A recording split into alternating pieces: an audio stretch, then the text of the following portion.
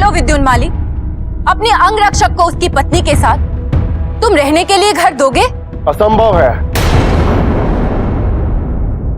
यदि आपको रहने के लिए स्थान दिया तो मेरे अंगरक्षक का ध्यान भटकेगा,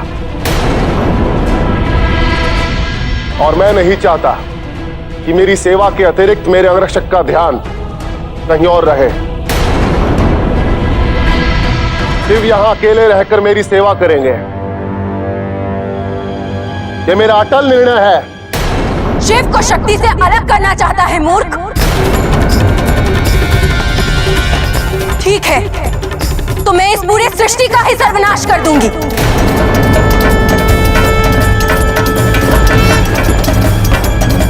कुछ नहीं बचेगा, ये पूरा ब्रह्मांड शिव और शक्ति में विलीन हो जाएगा।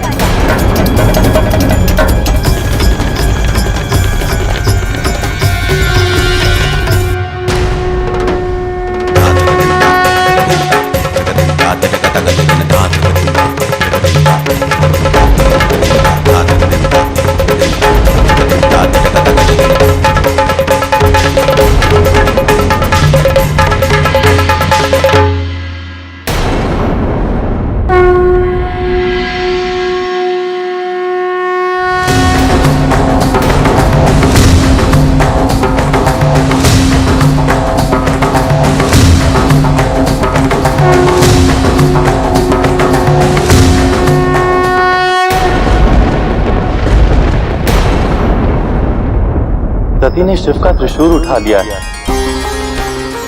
उनके अंदर स्थिति आदि शक्ति जागने लगी। कदाचित अब सती का अपने आदि शक्ति से साक्षात्कार होने ही वाला है, अन्यथा वो महादेव का त्रिशूल कदापि नहीं उठा पाती।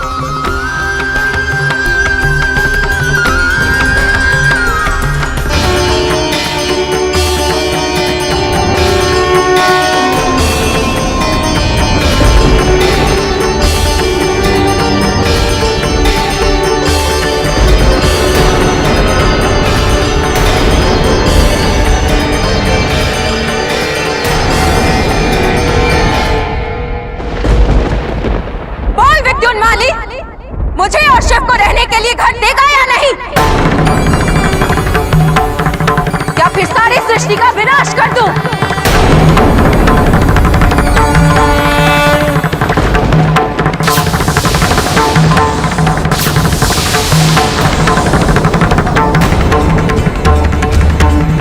कुछ बोल क्यों नहीं रहा है मूर्ख?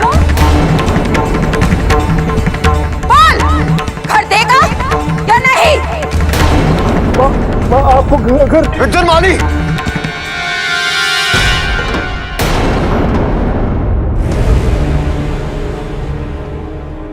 क्या करने जा रहे हो पुत्र? दया कीजिए माता, दया कीजिए। आपका रूप इतना विशाल और विकराल है कि उसे घर देने के लिए पूरा पाताल लोक भी कम पड़ जाएगा। माते, अगर आपको यहाँ पाताल लोक में घर दे दिया तो यहाँ रहने वाले असुर वो कहाँ जाएंगे? जाएंगे कहाँ? सबका आहार करूंगी मैं। एक एक असुर का ग्रास करूंगी मैं। क्या सोचकर शिव को अंगरक्षक बनाया था इस मूर्ख ने? याद नहीं था महादेव आदि पुरुष है और मैं उनकी आद्या शक्ति।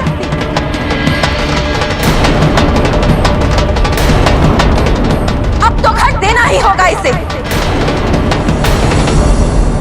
बोल, घर देगा या नहीं? शांत, शांत हो जाइए माते। विद्युन्माली, तुम वहां क्या खड़े हो? क्या माता के चरणों में आकर उनसे क्षमा मांगो और उनके पति महादेव को अपने वचन से मुक्त कर दो, नहीं तो माता का प्रकोप सृष्टि का विनाश कर देगा। विनाश। मुझे क्षमा कर दीजिए माता, मुझसे बहुत बड़ी भूल हो गई। मैं शिव को अपने वचन से मुक्त करता हूं।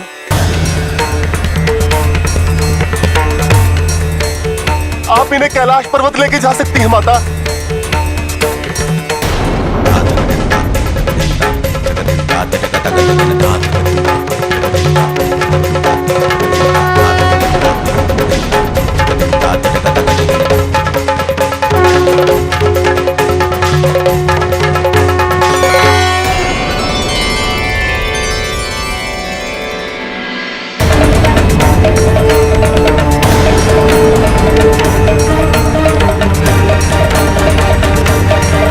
महादेव, माता को केवल आप ही शांत कर सकते हैं। शांत कीजिए उन्हें, अन्यथा अनर्थ हो जाएगा। कृपया शांत हो जाइए देवी, ये मेरा आपसे अनुरोध है, शांत हो जाइए।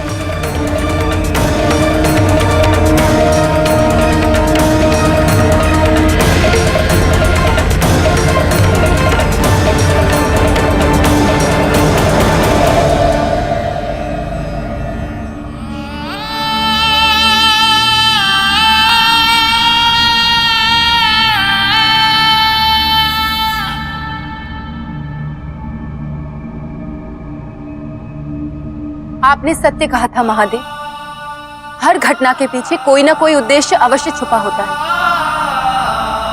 मुझे मेरे स्वरूप से साक्षात्कार कराने हेतु ही नियति ने इस घटनाक्रम को रचा था। सती, आज तुमने सदा के लिए मुझे अपना ऋणी बना लिया है। तुम्हारे कारण मुझे विद्युन्माली की दास्तान से मुक्ति मिली है। उपकार तो विद्युन्माली ने हम पर किया है महादेव, ना ही वो आपको अपना अंगरक्षक बनाता, ना ही मेरा विकराल रूप मेरे सामने प्रकट हो पाता।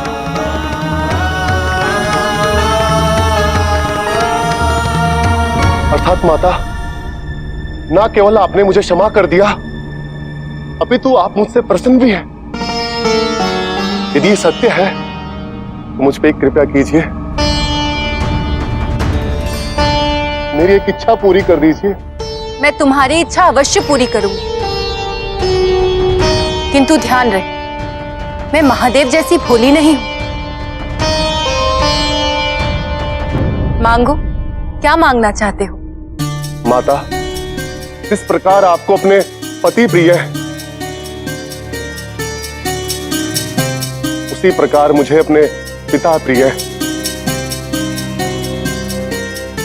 उन्हें नागपाश से मुक्त कर दीजिए माता।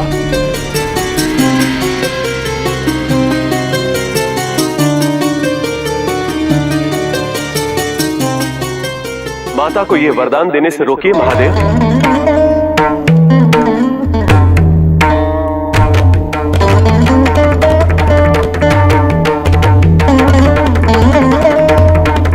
सती, तथास्तु।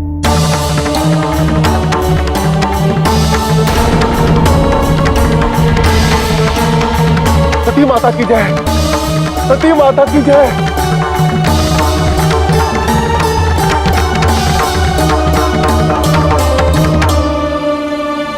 महादेव, माता सती अभी पूर्ण रूप से आदि शक्ति नहीं बनी। आपकी शक्तियों के बिना उनका दिया वरदान पूरा नहीं हो पाएगा। माता सती को ज्ञात नहीं कि उन्होंने विद्युन्माली को क्या वरदान दे दिया है। अतएव आपको उनके वरदान को पूरा होने से रोकना ही होगा महादेव। यह संभव नहीं है ब्रह्मदेव। पत्नी के दिए वचन की रक्षा करना पति का धर्म होता है, और पति के दिए वचन की रक्षा करना पत्नी का धर्म होता है। मैं अपने धर्म के पालन से पीछे कैसे हट सकता हूं?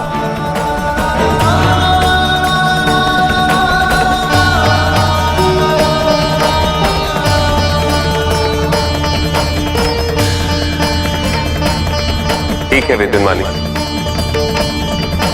मैं तुम्हारे पिता तारकासुर को नागपाश से मुक्त करता हूं।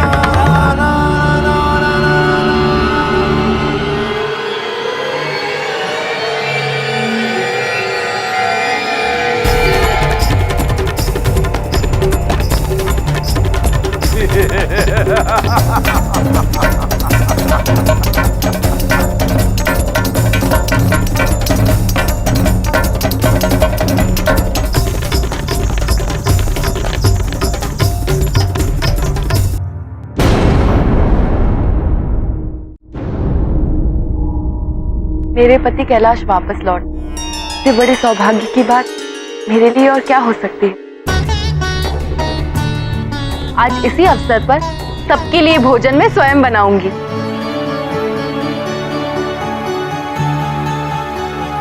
ससुराल में जब वधू पहली बार रसोई में जाती है तो कुछ मीठा अवश्य बनाती है, और आज मैं उसी रीत के अनुसार सबके लिए खीर बनाऊंगी। खीर, बड़ा मजा आएगा।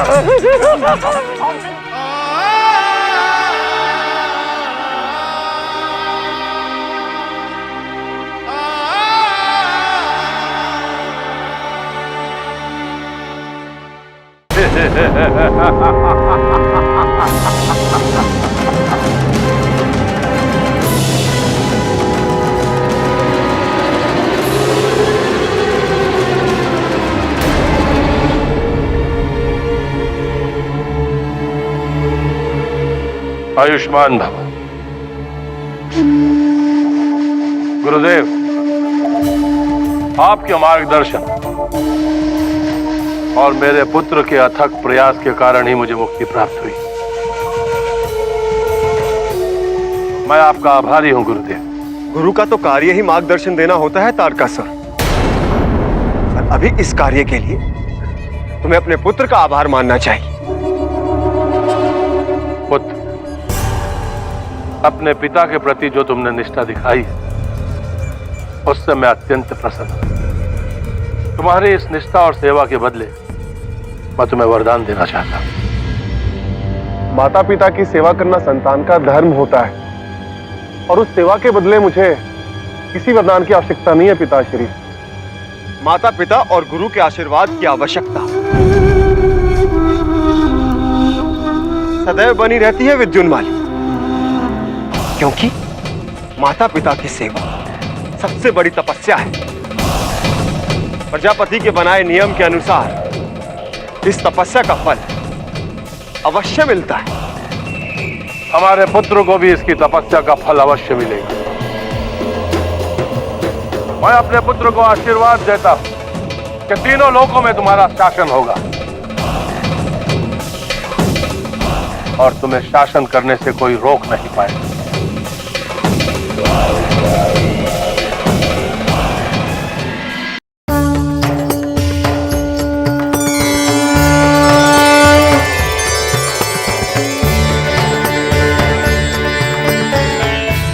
यदि सती के हाथों से बने खीर का सेवन करना है तो ध्यान के अमृतपान को रोकना होगा महादेव को।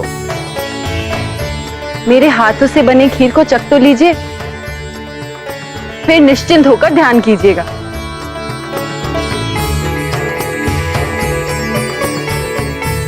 रुको सर,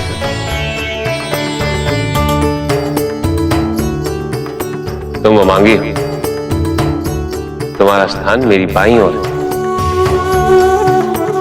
आओ यहां बैठो।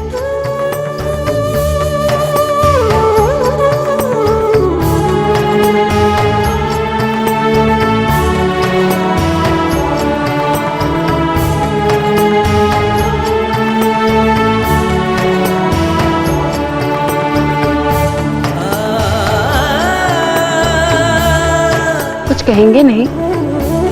क्या कहूं सीते? क्यों?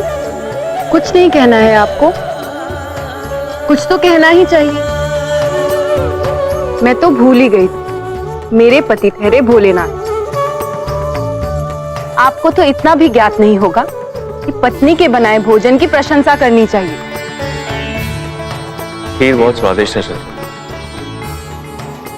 तुम्हारी दी हुई हर वस्तु मुझे प्रिय है, अति प्रिय।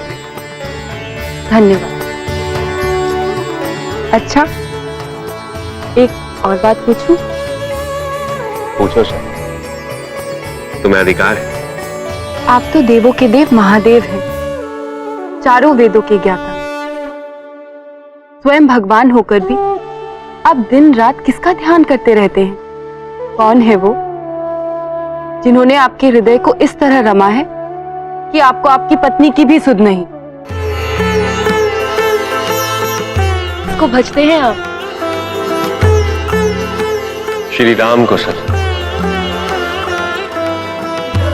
मैं सदैव उन्हीं की कथा का स्मरण करता हूं सर। श्री राम, कौन है ये जो आपको आपकी पत्नी से भी प्रिय है?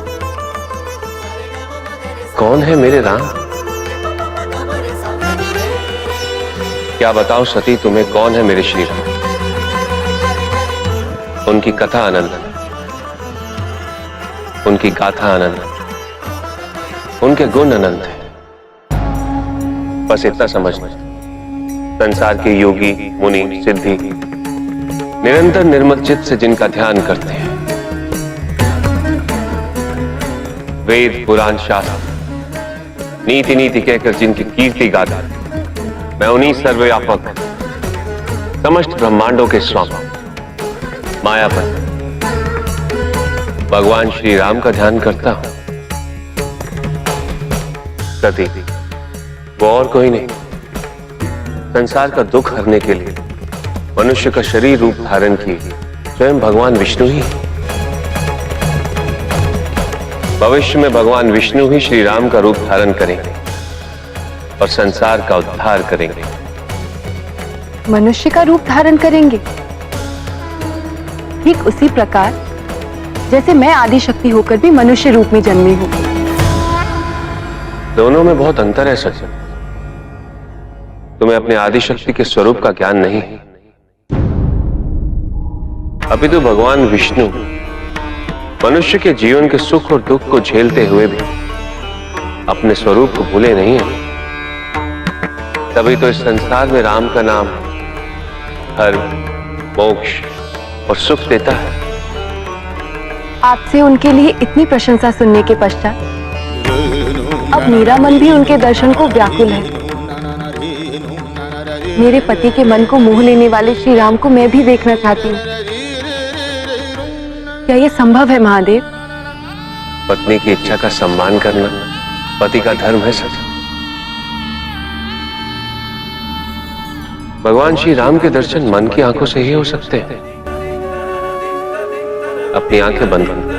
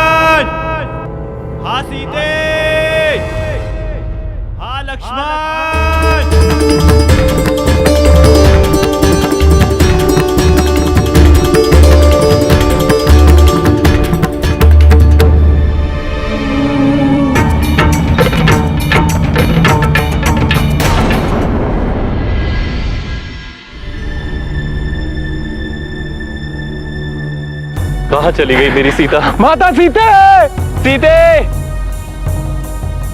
माता सीते, सीते। हे वृक्ष, तुम्हें तो मेरी सीता प्रतिदिन जल से सींचा करती थी। तुम ही बताओ, कहाँ है मेरी सीता? कौन ले गया उसे? वृक्ष, कुछ तो बताओ। पक्षियों, तुम ही मेरा मार्गदर्शन करो, कोई तो बताओ। इतना मना करने के बाद भी सीता मेरे संग वनवास के कष्ट उठाने चली आई।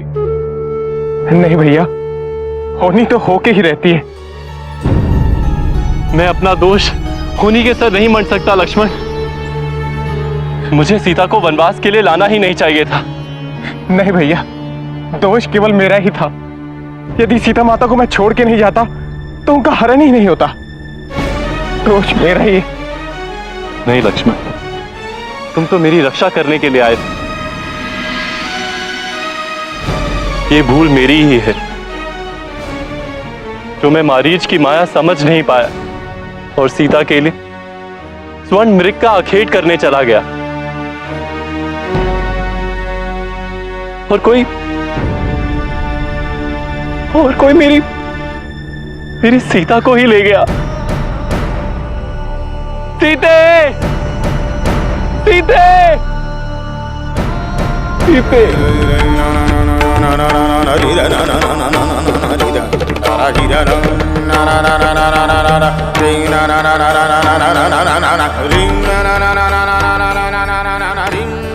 क्या हुआ स्वामी?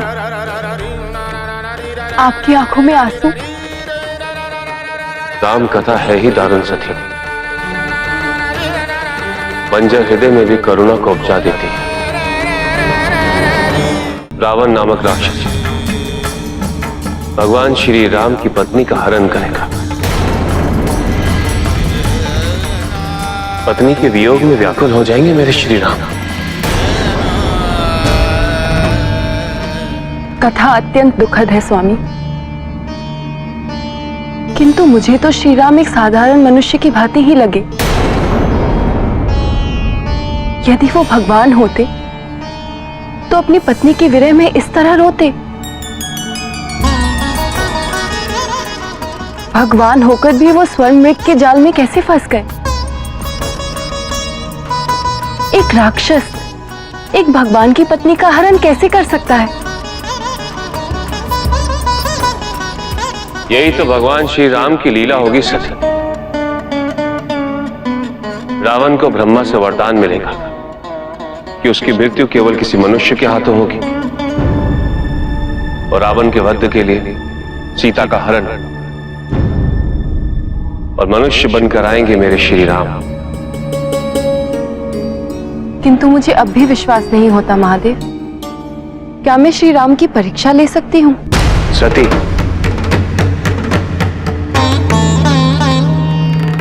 भगवान परीक्षाओं से परे होते हैं, तो मनुष्य होकर उनकी परीक्षा कैसे ले सकती हो?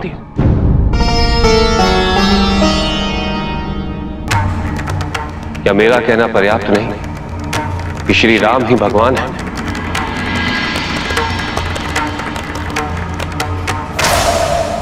तो क्या मैं आपसे एक और प्रश्न पूछ सकती हूँ?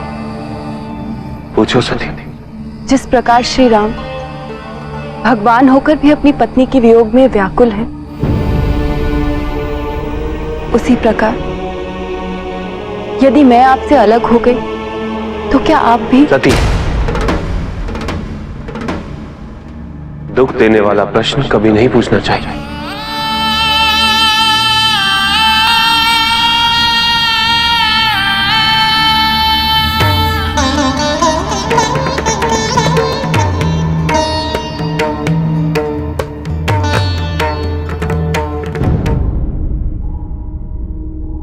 नहीं पुत्र, कुछ भी हो जाए, परंतु हमें उस महाकाल को मेरे काल का पिता बनने से रोकना ही होगा। नारायण नारायण, ये क्या हो रहा है? आज जहां भी जा रहा हूं वहां कुछ रोकने की बात सुनाई पड़ रही है। अभी प्रजापति दक्ष के महल से आ रहा हूं, वहां सुना कि प्रजापति श्वेत कुंड यज्ञ करने जा रहे हैं और वे शिव और सती को आमंत्रित नहीं कर रहे हैं। पहले मैंने सोचा कि इस बात की सूचना शिव को जाकर दे दूं, परंतु फिर मैंने स्वयं को रोक लिया। क्यों देवर्षि? कैसे नहीं रोकता? ये बात सुनकर शिव और सती को कितना दुख होता, और फिर ये बात सुनकर सती अपने पिता के घर चली जाती तो शिव और सती के नए नए वैवाहिक जीवन में तनाव पैदा हो जाता। मैंने ठीक किया ना?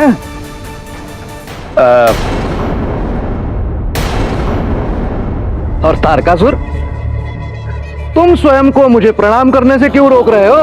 आप देवर्षि, आपने अवसर ही प्रदान नहीं किया। तो अब प्रणाम कर लो।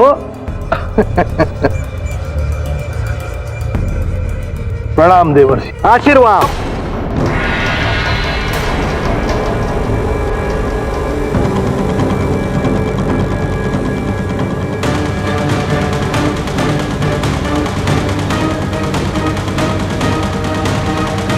तारकासुर, तुमने इस मेरी वीणा को गिरने से रोक लिया।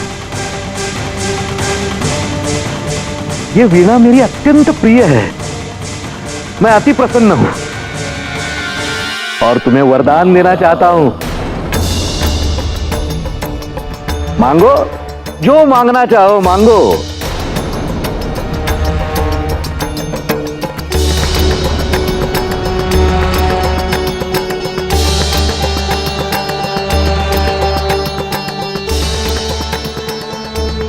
जो वरदान मैं मांगूंगा मुझे मिलेगा ना देवर्षि?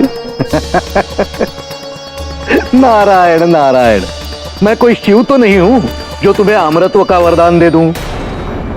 मुझे क्या भय है? मांगो, जो मेरे सामर्थ्य में है मांगो।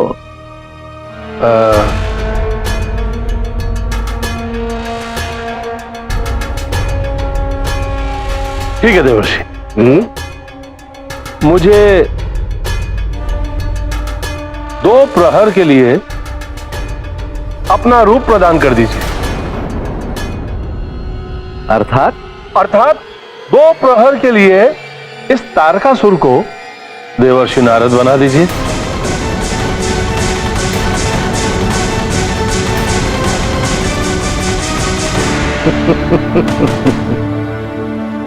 लो, दे दिया मैंने अपना रूप तुम्हें।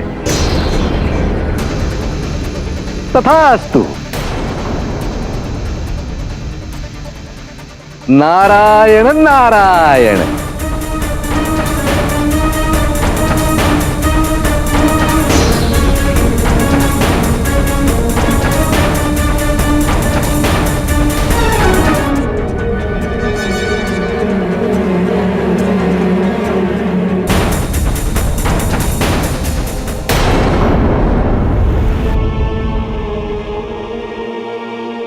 महादेव ने अवश्य कहा, किंतु मेरे मन से संशय अभी जा नहीं रहा।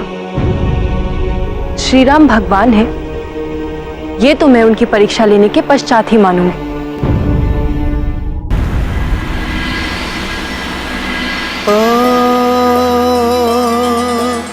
लिंग थाप विधिवत कर पूजा, शिव समान प्रिय मोहिन दूजा।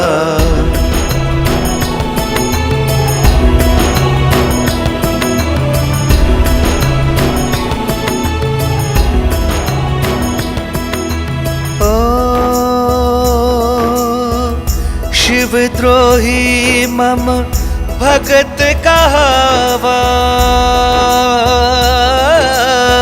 सोनर सपने हूँ मोहि न भावा। महादेव से विमुख होकर कोई मुझे प्राप्त नहीं कर सकता। महादेव से अधिक प्रिय मुझे कोई भी नहीं।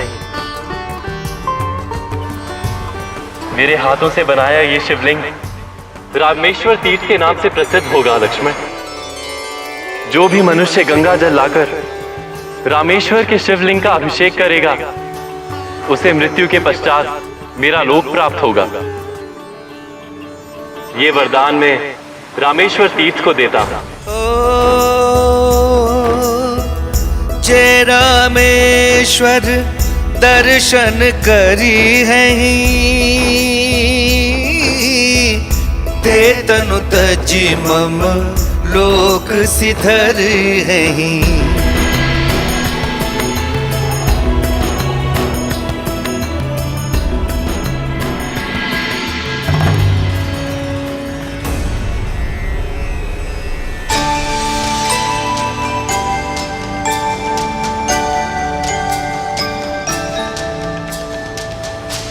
लक्ष्मण, ऋषि मुनि सभी को हमारी शक्ति पूजा का निमंत्रण भेज दिया है ना? हाँ भैया, सब शीघ्र ही आते होंगे।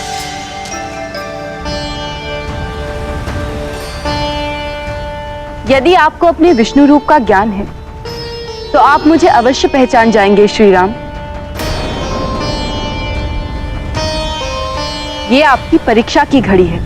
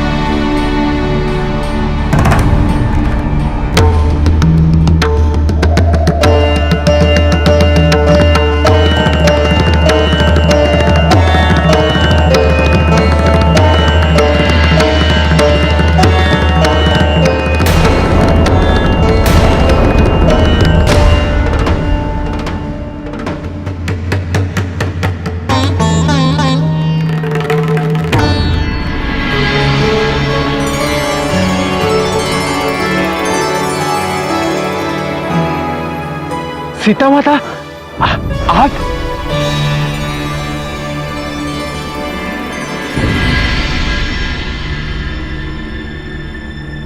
माता, आप यहां कैसे?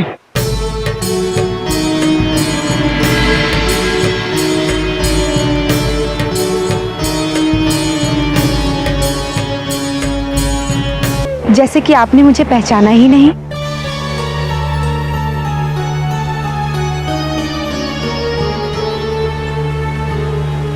मैं आदि शक्ति को कैसे नहीं पहचानूंगा माता सती। चोर पानी प्रभु कीन प्रणामो, पिता समेत लीने निज नामो। कहे बहोरी कहाँ वृष के तू, विपिन अकेली फिरहूं कही है तू। कितने सौभाग्य की बात है, हम आदि शक्ति की पूजा कर रहे हैं और साक्षात आदि शक्ति के साक्षात्कार हो गए। मैं कृतार्थ हुआ माता। कितना अच्छा होता यदि आपके साथ महादेव भी यहां पर आते।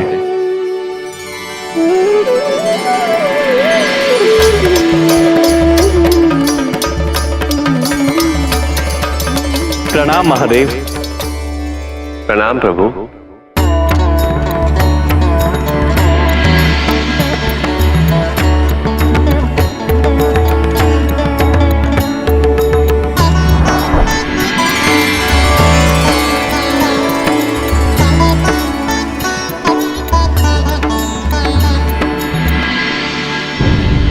आप भी आ गए महादेव। अर्थात शिव और शक्ति दोनों हम पर प्रसन्न हैं। अब इस युद्ध में विजय निश्चित है। प्रभु राम, धर्म और अधर्म के युद्ध में विजय सदैव धर्म की ही होती आई। आपकी विजय निश्चित है। आपकी सीता आपको शीघ्र ही प्राप्त हो, मैं यही प्रार्थना करती हूँ। साथ ही मुझे क्षमा कर दीजिए श्री राम। जब महादेव ने मुझे बताया कि आपको आपके अवतार रूप में भी विष्णु होने का पूर्ण ज्ञान है, तो सहसा मुझे विश्वास नहीं हो पाया। मैंने सोचा वन में सीता के लिए रोते बिलखते राम को अपने विष्णु होने का ज्ञान कैसे हो सकता है, और इसी कारण आपकी परीक्षा लेने से मैं स्वयं को रोक नहीं पाई। मुझे क्षमा कर दीजिए। यदि आप परीक्षा नहीं लेती तो आपके और महादेव के दुर्लभ दर्शन का सौभाग्य कैसे मिलता इस शिव भक्त राम को। प्रभु राम, अब आज्ञा चाहेंगे?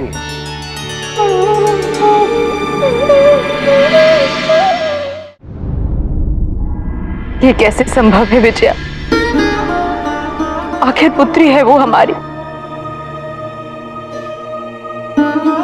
शिव और सती का अधिकार है कि वो इस यज्ञ में आए, परंतु पिताजी ये बात कभी नहीं समझेंगे।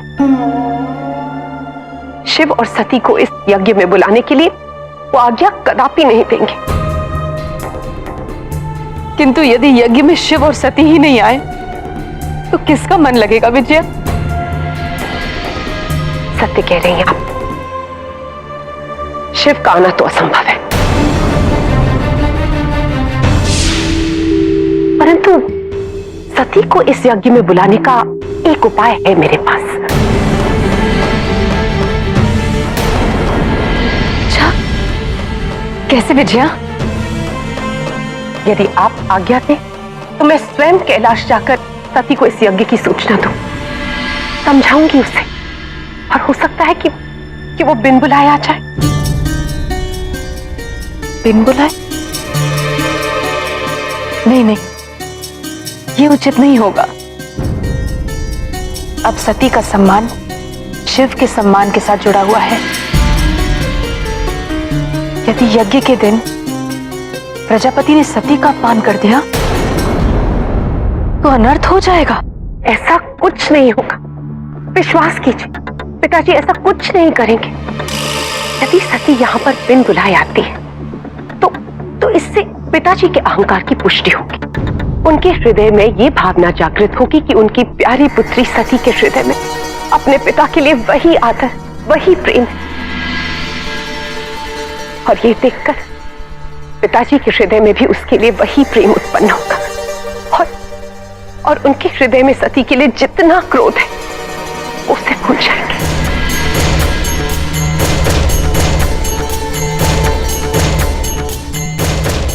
ये मत भूलिए कि जब तक सती का इस घर से रिश्ता है, देर सवेर शिव का भी रिश्ता बन जाएगा। परंतु यदि सती का इस घर से रिश्ता टूटता है तो सती सदैव के लिए बहुत अकेली हो जाएगी।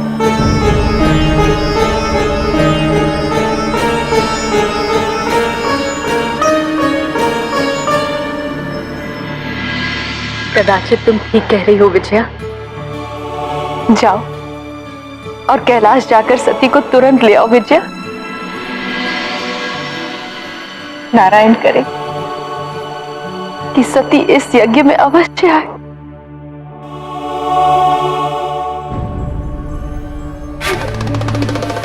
मुझे पूर्ण विश्वास है कि सती यज्ञ की बात सुनकर स्वयं को नहीं रोक पाएगी, और यदि सती आई तो शिव और सती का संबंध सदा सदा के लिए टूट जाएगा।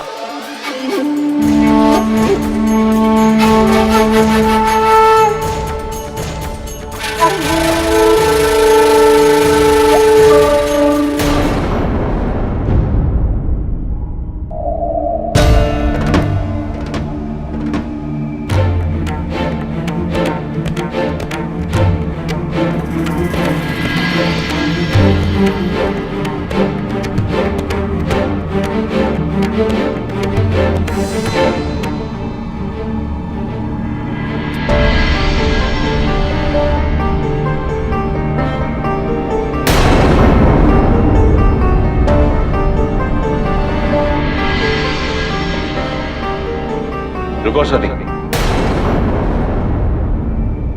तुम अमांगी होने का अधिकार खो चुकी। आज से तुम्हारा स्थान मेरी बाईं ओर नहीं।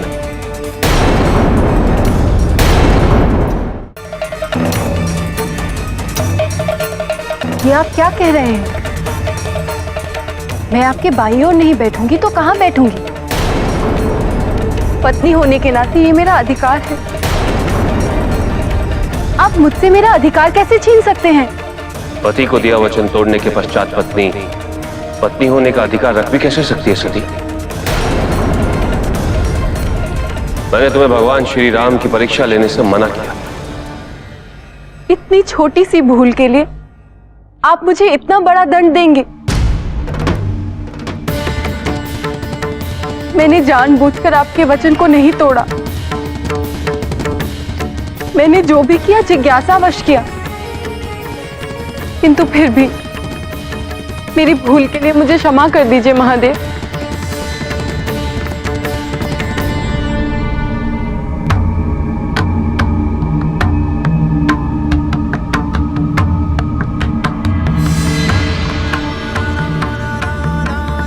तुम्हें अपनी भूल का ज्ञान है, ये सुनकर मुझे अच्छा लगा सर। कदाचित मैं तुम्हारी भूल को क्षमा भी कर देता, परंतु बात केवल वचन के उल्लंघन की ही नहीं। और कौन सी भूल की है मैंने?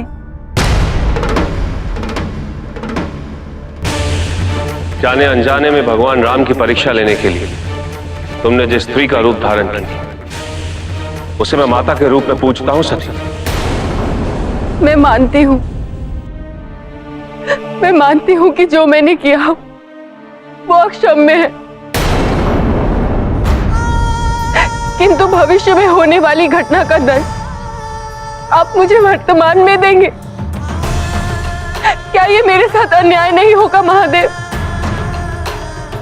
शिव शक्ति के लिए भूत, वर्तमान और भविष्य, इनमें कोई भेद नहीं होता सती। तुमसे भूल हुई है तो तुम्हें उसका दंड भुगतना ही पड़ेगा। मैं तो अब तक पूरी तरह से आदिशक्ति बनी भी नहीं हूं। अपने स्वरूप से पूरी तरह साक्षात्कार नहीं हुआ है मेरा। मैं अभी भी मनुष्य हूं और मेरी भूल केवल इतनी है कि मनुष्य होने के नाते मैं जिज्ञासु हूं।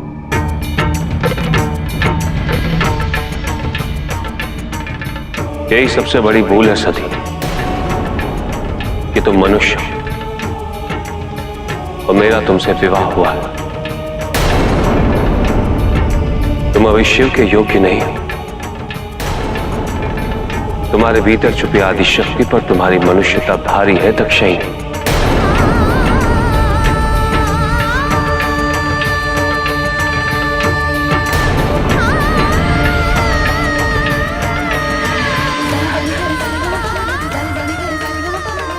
इसीलिए मैं अपने पिता का घर छोड़कर, सब कुछ छोड़कर आपके साथ कैलाश आई थी कि आप मुझसे मांगे होने का अधिकार ही छीन ले।